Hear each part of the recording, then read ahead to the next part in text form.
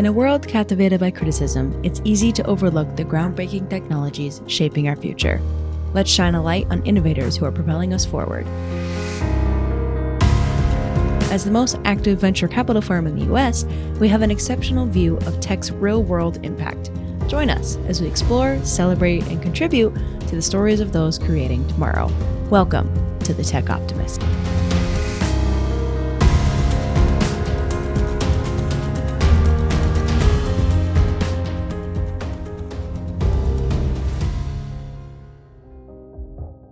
As a reminder, the Tech Optimist podcast is for the informational purposes only. It is not personalized advice, and it is not an offer to buy or sell securities. For additional important details, please see the text description accompanying this episode. Welcome to another episode of the Tech Optimist. We have a different type of interview for you today. Today, we're sitting down with Ron Levin, managing partner here at Alumni Ventures, and Sherif Barakat, the CEO and co-founder of this really fascinating company called Swaplanet in Greece. So Swaplanet has done something really innovative to the secondhand children merchandise donation space. I know it's quite a mouthful, but you'll understand here in a second. Within their platform, they've created their own currency. Parents receive credits for clothes that they give to Swaplanet, which they then can use to shop for donated clothes from other families. I'll let Sherif tell you more in just a minute, but they are a sort of one-stop shop for busy families trying to downsize their kids' closets and dressers. Swaplanet works as a sort of hassle-free secondhand clothing merchandise platform. Ron and Sherif have a super fascinating conversation behind this and how he started his company and why he started it and everything, and how he's trying to help serve families not only in Greece, but how he wants to venture outside to the rest of the globe. So please enjoy this conversation between Ron and Sherif. Hi, everyone. Ron Levin here, managing partner of the Alumni Ventures Seed Fund. Excited to join the Tech Optimist podcast today with Sherif Barakat, co-founder and CEO of Swaplanet in Athens, Greece. A very exciting and impactful company on multiple dimensions, I would say, and very happy to share the story with our community here today. So Sherif, welcome. Thank you for joining us, digitally. I guess it doesn't matter that you're so many time zones away, but happy to have you with us. Thank you. Thanks for the invitation. It's really great to be here. Yeah, why don't you get started by just telling us a little bit about your background and how you came to start Swaplanet? Sure. Well, I have a kind of a mixed background. I grew up in the Middle East, but then quickly moved to Montreal in Canada, studied engineering there, worked as an engineer basically in my 20s, and then MBA, worked in finance, development banking in my 30s. And when my 40s came, I decided I'll take a sabbatical, move to Greece because I have some Greek family for the first time and find something to do. I'd taken a sabbatical, and was traveling around with my wife. We had one daughter. We were expecting a boy. And so we were kind of dreading the return to Athens and having to unpack so many boxes of girls' clothes and having to buy so many boys' clothes at the same time. We thought, man, that doesn't make any sense. There must be a solution out there for us to exchange, to swap what we don't need for what we need. We can't be the only parents facing this. Around that time, I met my co-founders here in Athens, and we kind of were all looking to start a purpose-driven impact startup. And as soon as we started researching textile and the fashion sector and what it was doing to the world, we considered ourselves people who've traveled, who are reasonably well-read and know enough things about the world. And we were really shocked by the numbers, 10% of global CO2, 20% of wastewater by the fashion industry, more polluting than plastic, than aviation and maritime shipping combined. So it was just staggering. And we thought, all right, this needs to get out there. There's a great business opportunity as well, because this is cost savings and sustainability. The only question was how come nobody has done it yet? So we quickly looked up the competition. We found that there was room, especially in the kids segment, and we jumped right in. Yeah, that's amazing. I mean, truly seeing the need and jumping right in and, obviously trying to create a platform to help solve for, the planet and climate and is a very important goal. But you're also really helping families in different ways. Maybe talk a little bit more about, the mission and maybe a bit about your business model and how that it brings it all together. Absolutely. Well, the easy part of it was that I was solving for a problem that I was facing myself at home. So I could instantly do that feedback loop and see, does it work? Would it work for me?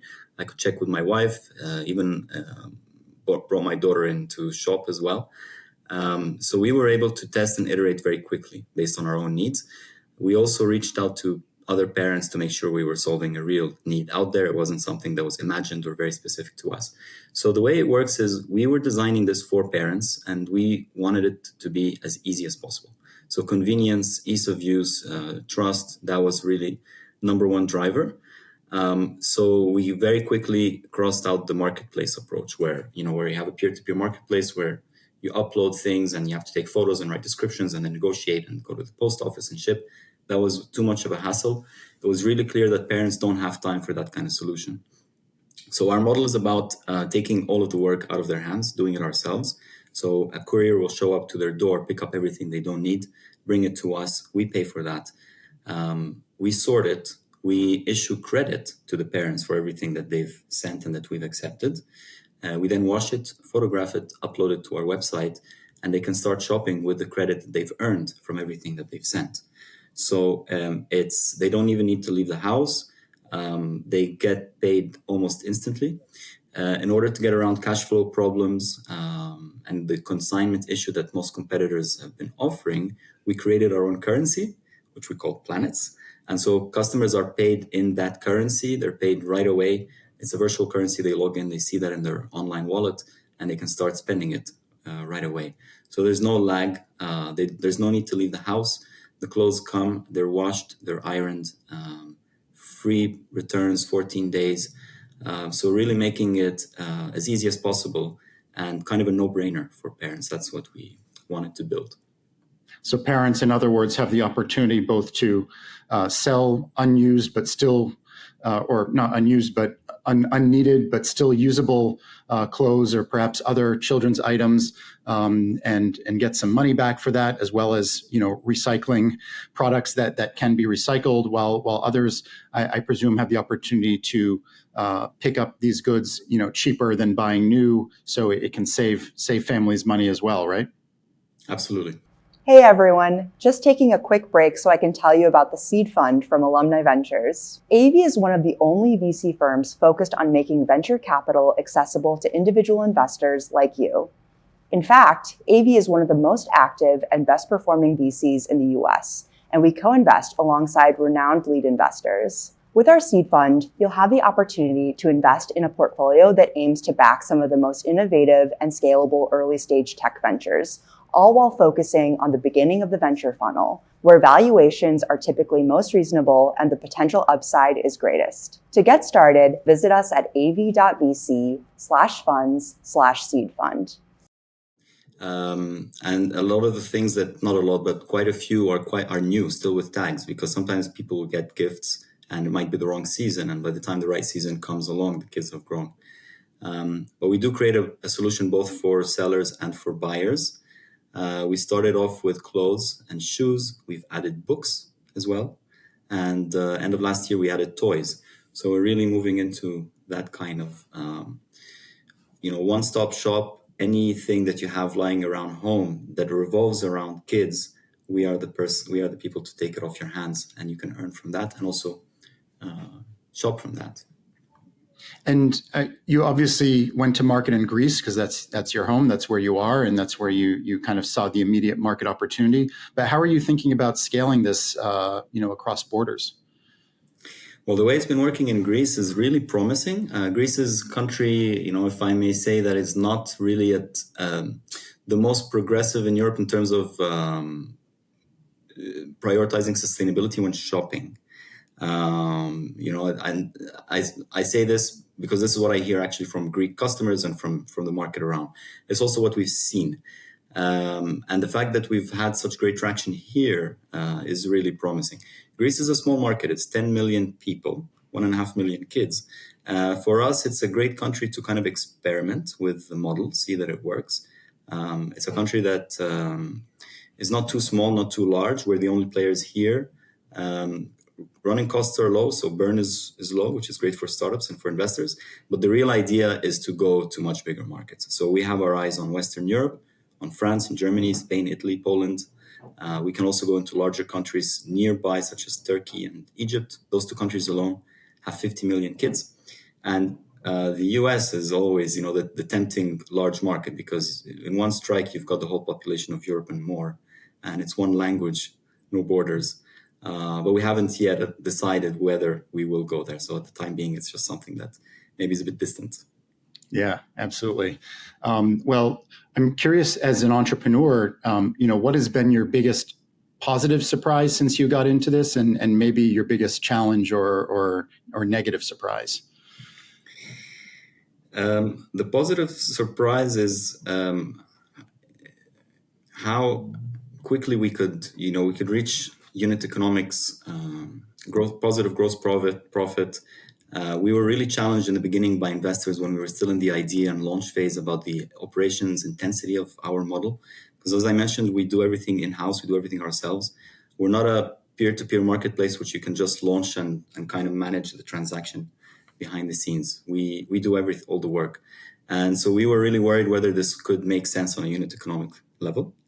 Whether we would be able to bring the unit costs down for the shipping, for the laundry, for the sorting, all of that, at a cost point that's below the price point. And we were able to do that much faster than expected. So that was a really positive surprise, that people are willing to pay and pay enough to cover the costs and allow for some profit. So that was great when we reached that quite quick. The negative surprise, I would say, is kind of what I touched upon earlier, which is that sustainability is really not the biggest driver. We're not sure how it's going to be in other countries, but at least what we've seen here is that it isn't the biggest driver. People are more concerned about how much they're paying, what kind of brands they're getting. So the value proposition in terms of what am I getting from Swaplanet compared to what I would get if I just go down to the mall or down to commercial shops, especially when there are sales and discounts. So it's really that kind of mentality that we're struggling with. We thought that there might be a willingness to pay a little bit of a premium or go through extra waiting time, because this is an e-shop after all, in order to go for the more sustainable option.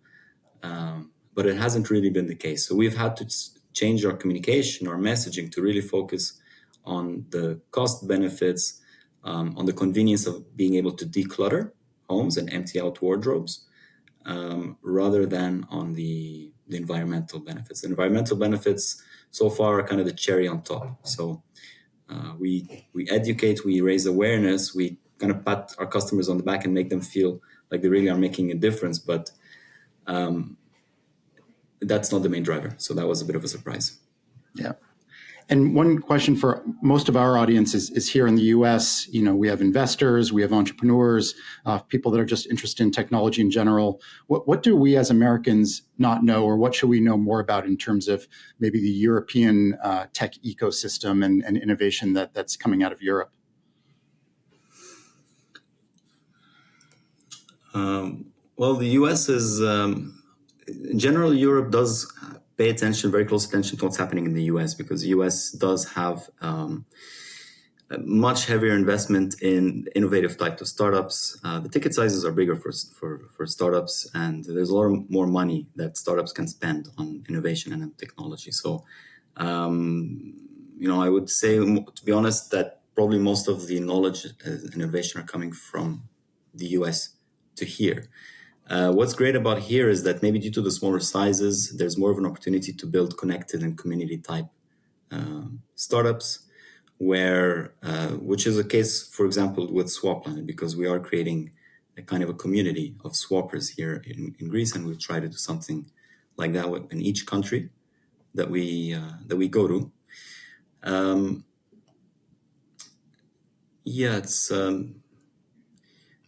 Innovation. There might be a bit more grants and that kind of support from governments and from states,